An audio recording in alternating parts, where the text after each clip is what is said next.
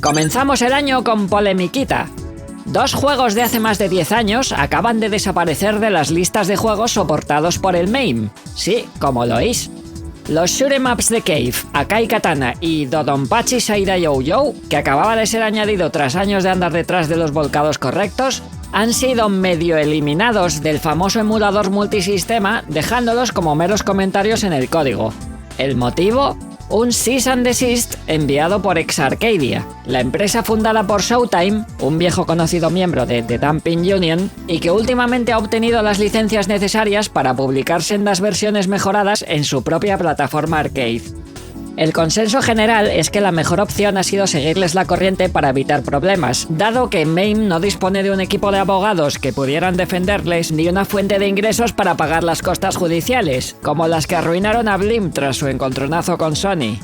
Eso sí, también afirman que el caso no se sostendría por ningún sitio, ya que, entre otras cosas, el propio emulador no incluye ROMs de ningún tipo.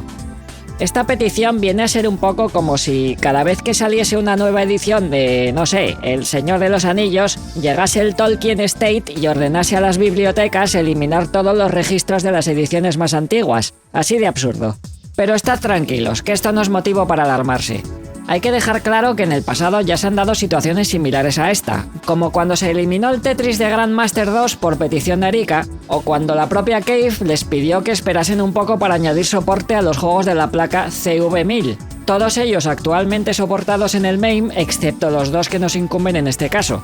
Algunos diréis, pero si otras compañías hacen lo mismo, el MAME se queda sin juegos. Pues ni mucho menos, que tontos tampoco son. Algunas voces importantes directamente relacionadas con el emulador han querido dejar claro que si esto sentase un precedente y más compañías comenzaran a exigir que sus juegos fuesen eliminados, directamente procederían a ignorarlas por completo e incluso podrían restaurar los que ya hubiesen borrado.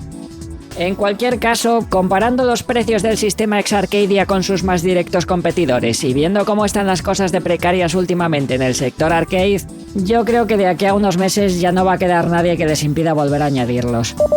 Tenemos conexión directa con la Jet Set del gaming. ¡Adelante! Yo ya solo voy a usar el MAME 2003, el MAME 2010 y el MAME 2021.